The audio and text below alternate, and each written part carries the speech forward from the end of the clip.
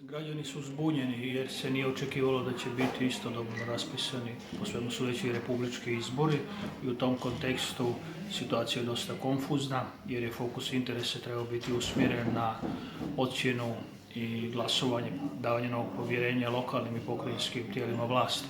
Vidjet ćemo što i kako će biti dalji tijek događaja kada su u pitanju predizborne aktivnosti, ali u svakom slučaju bit će dosta nejasnoća i neće se točno znati na koji način će se ljudi moći opredjeljivati kad su pojedine razine vlasti u pitanju.